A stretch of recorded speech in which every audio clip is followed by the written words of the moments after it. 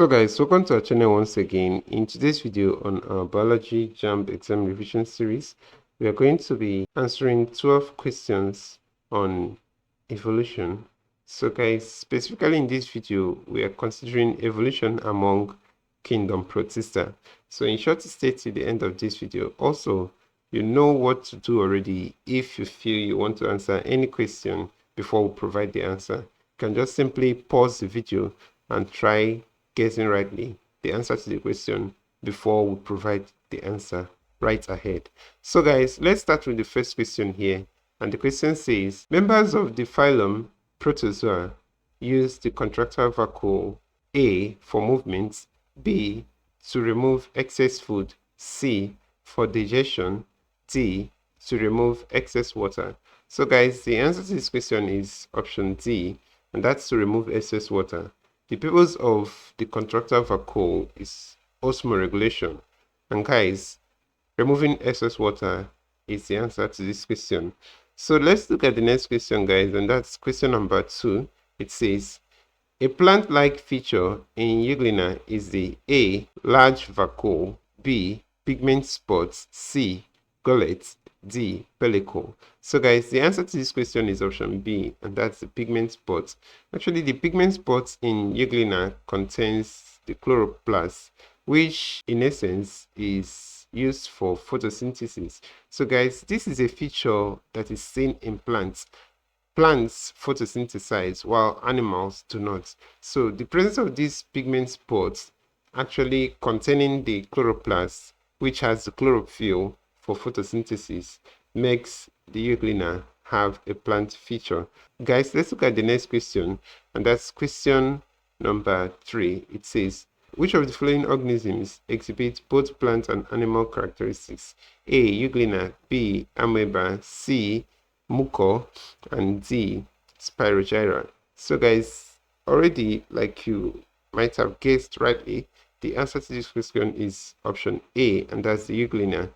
The organism that has both plant and animal feature is the Euglena. It has plant features like the presence of chloroplast that enables it to photosynthesize.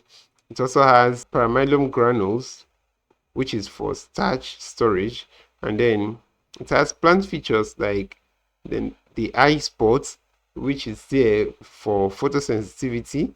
It also has the flagella for movement, and the pellicle actually makes it flexible. So guys, these are features that makes the Euglena to have both plants and animal characteristics. So let's look at the next question, and that's question number 4, guys. The question says, the structural similarities in Paramecium and Euglena are in the A, presence of anterior and posterior contractile vacuole, B, blunt anterior and pointed posterior, C, presence of micro and meganuclei in both. So D, shape of locomotory organelles. So guys, the answer to this question is option C, and that's the presence of micro and meganuclei in both.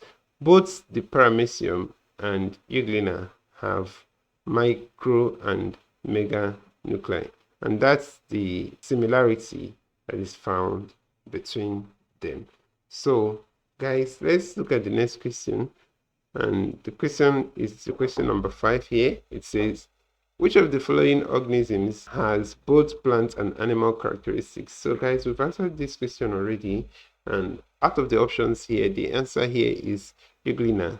The Euglena viridis has both plant and animal features. So let's look at the next question, and that's question number 6. It says, which of the following cells exist as a filament?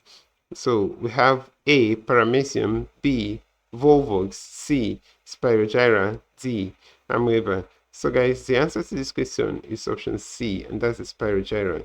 Organisms that exist as a filament actually have end-to-end connection. So they exist in form of end-to-end connection, and the organism here that exists in such a way is the Spirogyra. Paramecium does not have any connection. They are just existing as single cell. Volvox, on the other hand, exist as a colony. They form a colony, whereas amoeba also exists as a single cell, a single individual cell. So guys, the organism here that exists as a filament, that's end-to-end connection, is a spirogyra. So let's look at the next question, and that's question number 7. It says, which of the following statements about the kingdom Protista is correct? A. Protists include organisms such as amoeba, paramecia, and algae. B. Protists are multicellular organisms with complex tissues. C. Protists are classified as prokaryotic organisms. D. Protists are exclusively photosynthetic and produce their own food. So guys, the answer to this question is option A. Protists include organisms such as amoeba, paramecia, and algae. So guys, if you look at these other options, option B says protists are multicellular organisms. So guys, protists are not multicellular, rather they are unicellular. They are made up of single cell. So guys, option C says protists are classified as prokaryotes. So guys, protists are not prokaryotic organisms, rather they are eukaryotic organisms. They have a well-defined nucleus. They are not prokaryotic. So guys, option D here says protists are exclusively photosynthetic. This is not correct because some protists are photosynthetic while others are not. So they are not exclusively photosynthetic. So the answer to this question is option A, and that's protists include organisms like amoeba and the rest. So let's look at the next question, and that's question number 8. It says, the animals that move by means of flagella include A. Planaria and amoeba, B. Paramecium and planaria, C. Amoeba and hydra, D. Chlamydomonas and euglena. So guys, the answer to this question is option D, and that's Chlamydomonas and euglena. They are the organisms that move by means of flagella. They actually have flagella, which enables them to locomote. So guys, let's look at the next question, and that's question number 9. It says, dash is an unbranched green filamentous algae containing a chain of cylindrical cells. So guys, if you guess rightly the answer to this question, you should know that the answer here should be option B, and that's the spirogyra. So Pandorina is not the answer to this question.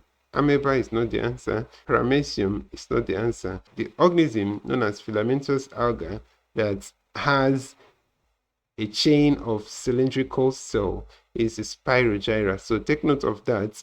The spirogyra is also having this popular name, filamentous algae. So it has this feature of a chain of cylindrical cell. So guys, anywhere you see this question, next time you should be able to know the answer to this question. So let's look at the next question, guys, and that's question number 10. It says, an example of parasitic protozoan is A. Paramecium, B. Euglena, C. Plasmodium, D. Chlamydomonas. So guys, the answer to this question is option C, and that's the Plasmodium. The Plasmodium is the protozoan that causes malaria, and as such it is parasitic. So let's look at the next question, guys. This question is question number 11. It says, which of the following characteristics does not belong to kingdom Protista? A. They have well organized DNA in the nucleus. B. Some are motile while some are non-motile. C. They are multicellular organisms. D. They are unicellular organisms. So guys, like we said earlier on in the previous question, protistas are not multicellular, they are unicellular. So guys, the answer here that does not belong to kingdom Protista is the option C here, and that's they are multicellular organisms. So Protista are not multicellular, rather they are unicellular. So let's look at the next and last question, and that's question number 12. The question says, a blue-green algae is not a protophyte because A. It cannot move. B. Its cells are prokaryotic. C. It is aquatic. D. it is not a green plant. So guys, the answer to this question is option B, and that's its cell are prokaryotic.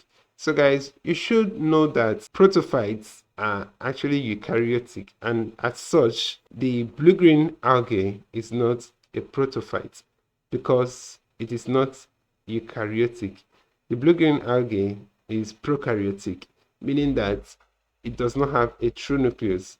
The DNA materials are found outside the nucleus. They are found in the cytoplasm, and as such cannot be classified as a protophyte. So guys, this will be the end of this video. If you enjoyed this video, please give it a thumbs up. Don't forget to subscribe to our channel if you're not yet a subscriber. Also, if you have any question regarding this video, feel free to drop your question on the comment section below, and we'll ensure to give you a response. Also, help us share this video with your friends to enable us reach out to more people. Thank you for watching this video, and see you next time.